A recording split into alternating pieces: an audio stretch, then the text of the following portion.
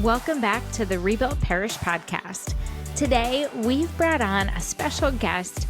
Her name is Maria Politano. You've heard from her before. She is one of our Rebuilt Parish lead coaches. Today, Maria is talking about something that she is passionate about, and that is our strategic leadership teams. Now, you've heard a little bit about why it is so important to have a vision and a mission for your parish, but now Maria is going to take you to that next step with having that strategic leadership team to help with that implementation process. So we will see you right inside the episode.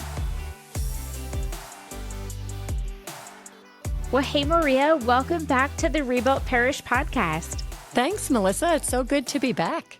So good to have you. Well, today we are talking about something that I know you're passionate about, and it is leadership, specifically the strategic leadership team. Oh, I love talking about this. It's such an important topic. So thank you for having me back. Of course. Well, here's my first question for you. Why is having a strategic leadership team so vital for the health and growth of a parish? Yeah, so this is a really important topic, and we really encourage pastors to have a small strategic leadership team that they kind of call their core team. And this is a group of people that the pastor can really trust and talk to and get input from, and also that can help him keep things moving in the right direction. So having a key group of people, maybe 4 or 5 people, a small team, but that are really going to help him kind of keep things on track, working towards the mission, working towards the vision, and really keep things going that he can trust and empower and talk to weekly. That's going to be really important in keeping the parish going. Well, let's talk about what happens when we don't have one of those. What are some of the big challenges parishes face if they don't have a strategic leadership team in place? So first of all, teams really get burned out, right? Because they're trying to react to things that are happening instead of proactively planning. They also sometimes get lost. They forget to plan a vision and then work towards that. They forget to schedule things. They don't really have a plan. They're really more just going day to day. And so it's really helpful if you have sort of a strategic focus and you know what's coming and you can plan on it together and work on it accordingly. Also, you would have to be more of a micromanager to make sure things get done the right way. But if you have this team and you're all working together, you can empower them. They can then empower the people that work for them and help get things implemented. So just a really great way to kind of run the parish is to have this team and kind of have all that spread out evenly across the team. Oh my gosh, Maria, there's so many good nuggets of wisdom in there. So the first one I want our listeners to really remember is that it helps eliminate burnout. That's so critical, especially because we know church world, while it's amazing and rewarding, it can be difficult. And so the strategic leadership team can help eliminate burnout, but then it's also, they're the ones casting the vision and helping to put that strategic plan in place. And then, planning and scheduling things so it's not reactionary. I thank you for sharing all of that because there's just so many things that this team can do for a parish. Oh, it definitely is an important part of the parish for sure, and an important part of helping the pastor be able to do his job. Yes. Now, can you share with us, how is a strategic leadership team different from a parish or a pastoral council? Yeah, so great question. We get this question a lot too, Melissa. The pastoral council, they are really more advisory in nature. They're more about the whole community and sort of holding the church accountable for doing things. But they meet maybe monthly or quarterly, and they're a group of people who are not doing the day-to-day operations of the church or involved in that. The leadership team is more thinking strategically. They're meeting weekly. They're also then taking what they talk about in those meetings, cascading it out to the people who are actually going to implement that work. So they're making sure that things stay on track and that they're happening. They're making sure that things align with the mission and the vision, but they're more working in the day-to-day and the weekly rhythm than a pastoral council would be. Okay, so thank you for making that distinction. Now, as parishes are thinking about, okay, who do I want on this strategic leadership team? What types of people or qualities make someone a great fit for this team?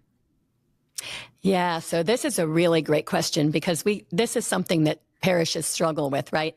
The pastor should pick people that he can trust and that he has a relationship with that he can trust and that he can trust to empower, because if he doesn't have that trust, he can't empower them. He should pick people who are on board with the mission and really want to further that mission. He shouldn't pick people who are siloed in the specific thing that they do, but he should also pick people who are faith-filled and who are growing deeper in their faith, because he really wants to be able to, that's the focus of the parish, right? To help create disciples and help them grow deeper. So you need people on the team who understand that and are doing it themselves. But it doesn't have to be role-based, and I think that's the really important part here.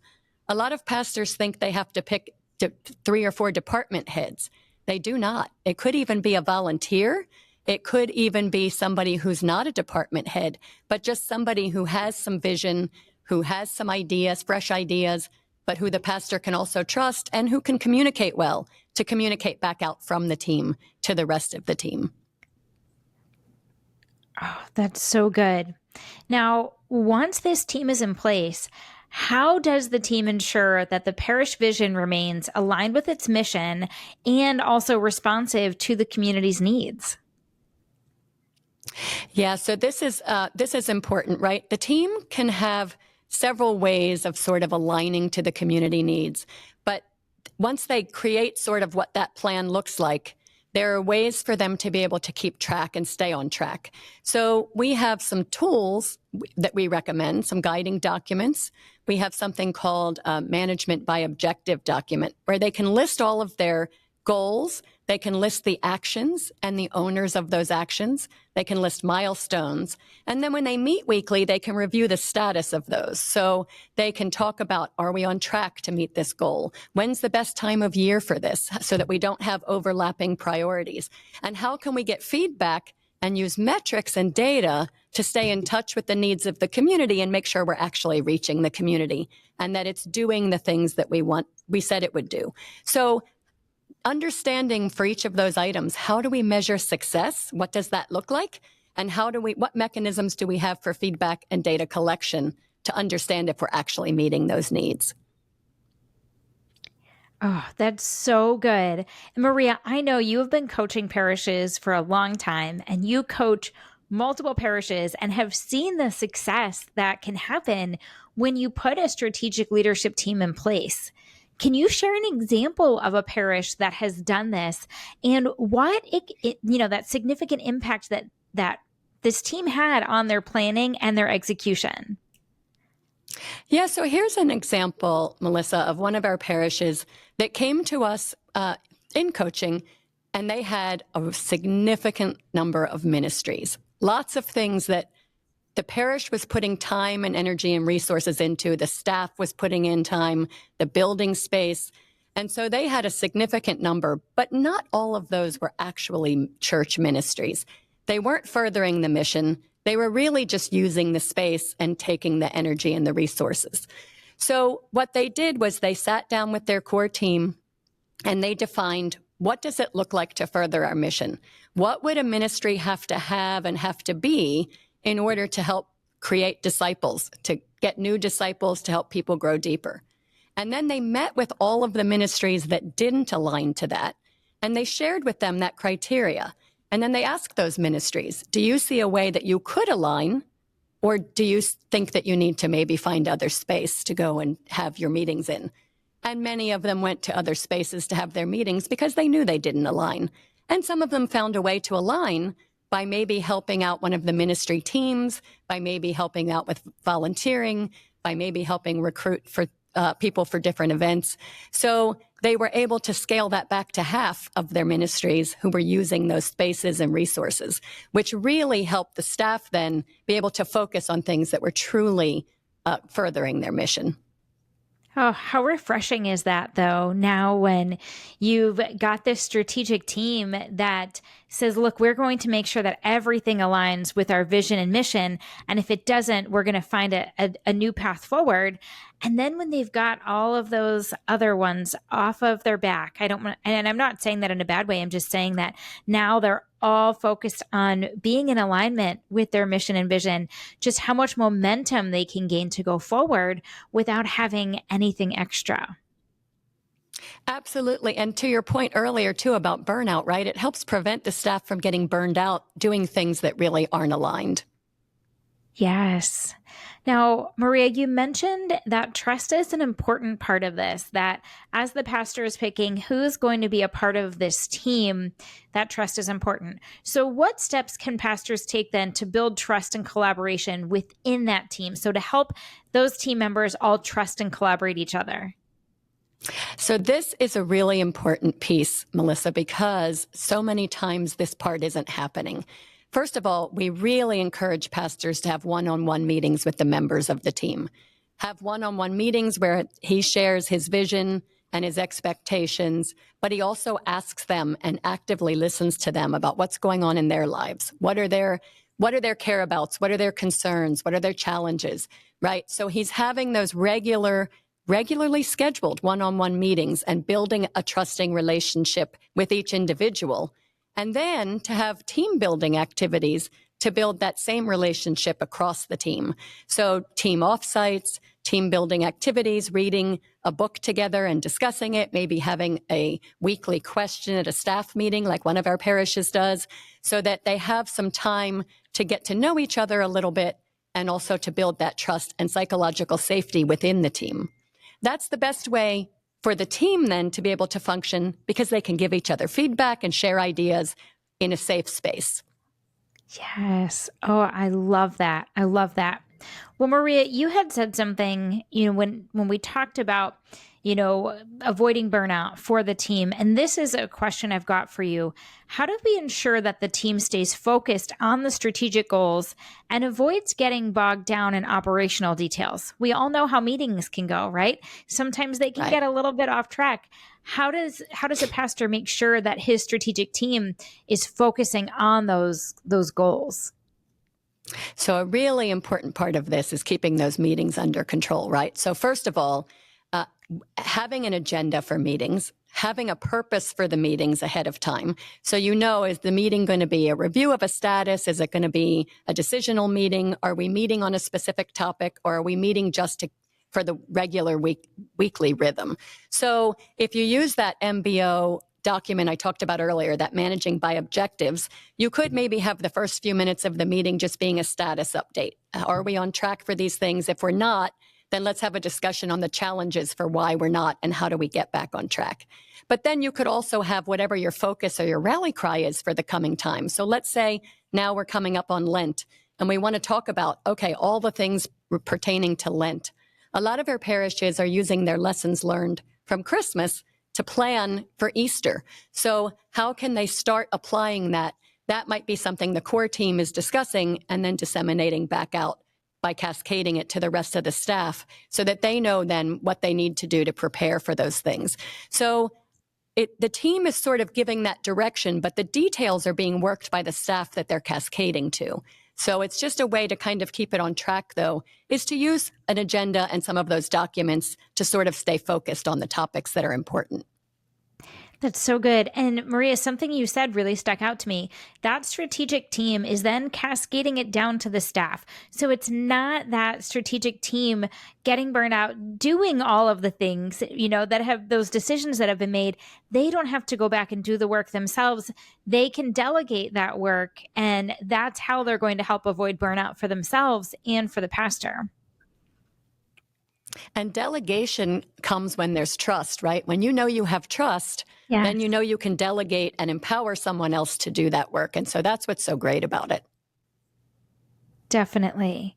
Well, Maria, we know that we've got the Rebuilt Conference coming up, and we're so excited about it. Tell us a little bit about how some of these leadership breakouts at the conference will help parishes learn how to build and strengthen these teams. Yeah, so I just love the conference. These conferences are amazing. And so anyone who comes to the conference is going to be able to learn a lot. But I did bring a few things about some of our breakouts that might be important for these teams. There are several relevant topics. The first one is layers of leaders and investing in volunteers, as well as many others, to help the strategic team navigate their role. Then there's one called How to Build a Unified Staff. And that's where you're going to discover the steps to attract great talent, onboard effectively, and establish a culture where the parish staff can grow, lead, and make a meaningful impact. There's also one on parish management. Tools for Success is about how to establish clear priorities and foster a culture of accountability. And accountability is so important. So you want the whole team to be able to take a role in that. In that session, they're going to discover strategies to enhance collaboration, track progress, and celebrate achievements, ensuring the parish thrives in its mission. Oh my gosh, these breakouts sound great. I kind of want to go to all of these. They sound amazing. They really are going to be. Now, Maria, I know that you're going to play a role in conference and you've been to these before and you know how life-changing they can be. Why is the Rebuilt Conference such a great opportunity for parish leaders to gain clarity and confidence in their leadership teams? So a big part of it is if you come to the conference with some of your team, it's really helpful because it's a team building activity all in itself, right? You can go to the breakouts, you get energized by new ideas, and then you can get together as a group while you're here without other distractions and talk about all the things that you can bring back to your parish and all the things that you can bring back to the rest of the staff to share. It'll generate new ideas, but you also get to talk to other parish leaders in your same roles from other parishes who may have tried something different.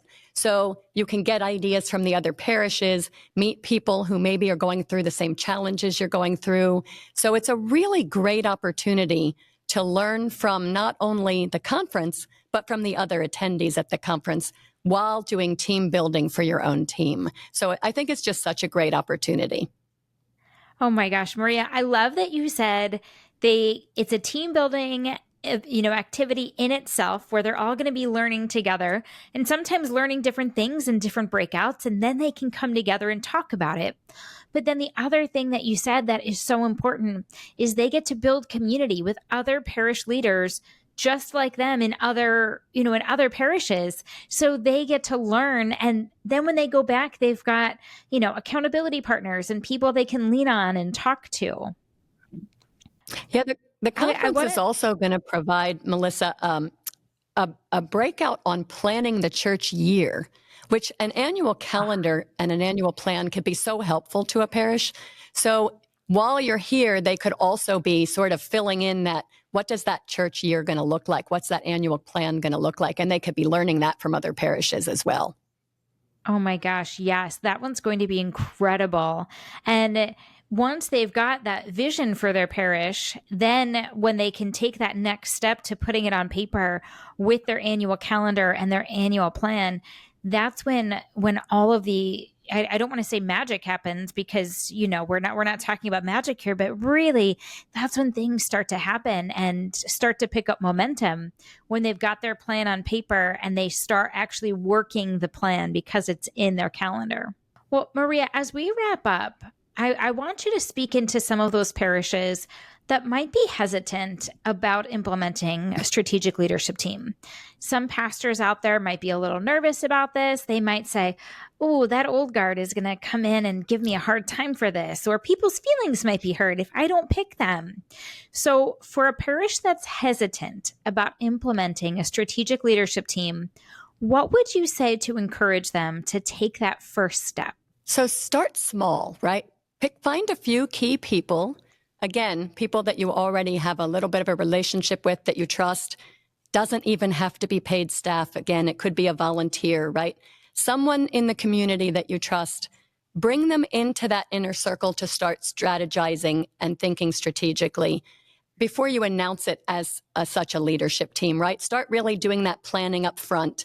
Start defining the roles of what that team's going to do versus what the people on the staff do, right? So you have department leaders or you have different people in charge of different ministries. What are their roles, and understanding how this team is a little bit different than that team, right? So really sort of explaining and sort of laying the groundwork for that. It's not although it's an honor to be asked to be on that team, it's not an offense to be not asked to be on that team, right? So you want to make sure that they know that their role is just equally as important and equally as valuable, even if they're not part of that smaller team that's sort of doing those other planning meetings. And so again, this is where one-on-one meetings can be really helpful too. Having a one-on-one meeting with each of the department heads to sort of explain what the team is going to do, and then inviting them to either be part of it or not, or explaining that their role is not part of it, but it's still going to be valuable and important to what's happening. So I would say just start small. Pick one or two people to sort of just do that brainstorming with and sort of get that plan and communication ready. Oh, that's such good advice. And you really hit the nail on the head too, Maria. It doesn't mean just because someone was asked to be a part of this team that somebody else's role isn't important. Everybody plays a role, and it's just a matter of bringing their talents and gifts to the table. And the pastor picking those whom he trusts and gets along well with and knows that will be effective on this team, then they can work then through everybody else in the parish. Well, Maria, one last question for you. What's one thing every listener can start doing today to prepare their parish for stronger leadership? So I think one thing that you can do is really start to, it's the language that you use, right? It's how you are trying to change the culture to be a culture of leadership, layers of leaders, right? Starting to sort of define the leadership principles and the leadership behaviors and characteristics, but also leading by example. Leading by example, being open and transparent in communication, starting to set those agendas for meetings and doing things, starting to recognize and appreciate the people around you for the efforts that they do, and sort of doing that leading by example of a true leader who's actively listening and actively communicating with their team. Oh, Maria, thank you so much. You have just done such a great job pouring into this Rebuilt Parish community. I'm excited for everyone to get to learn from you at conference. And I don't know about you, but I'm just excited to see everybody there. Oh, I'm so excited to see everybody there. It's great to see these parishes in person, parishes that we have been working with and new parishes that we haven't even met yet. So very exciting to get to see them all and see the energy and all the learning that happens at the conference. Yes. Well, Maria, thank you once again. And thank you to our listeners. And we will see you June 2nd and 3rd at Rebuilt Parish Conference 2025 at Church of the Nativity in Timonio, Maryland. We'll see you there.